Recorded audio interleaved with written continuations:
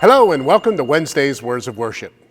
You know, there seems to be a growing interest in the book of Revelation as our world becomes more disorderly each and every day.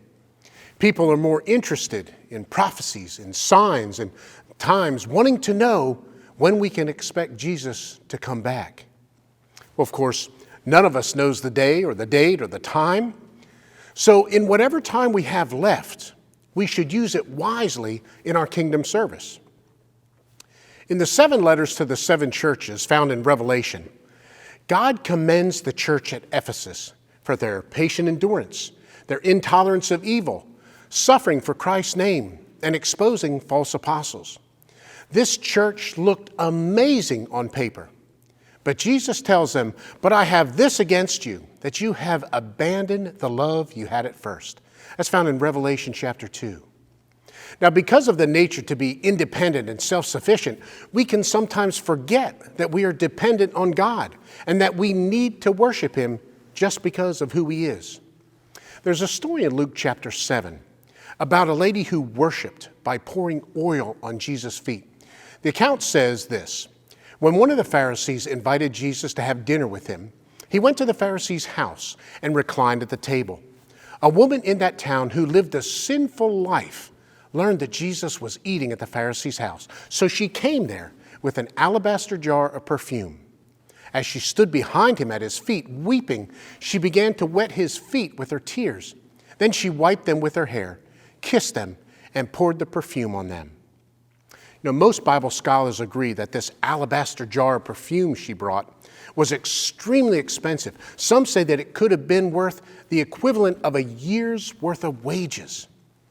One of the things we can take away from this story is that this woman didn't give Jesus her leftovers. She gave him the most expensive thing she had. She was an extravagant worshiper.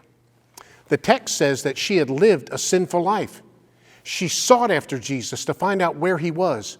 And as she stood at his feet, she wept, realizing her need for a Savior.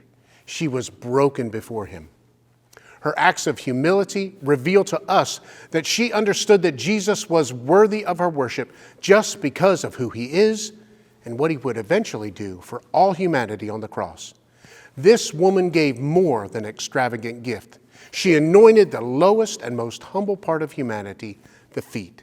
She washed them with her tears and dried Jesus' feet with another treasured possession, her hair. This woman didn't wait for Jesus to come into a church. She didn't wait for an opportunity where people would see and commend her actions. She wasn't worried about what people would say or think. She extravagantly worshiped. Hey, let's never forget that like that woman, we have also lived a sinful life. And no matter how good or how bad we've been, we need a Savior. And our Savior is worthy of our extravagant worship.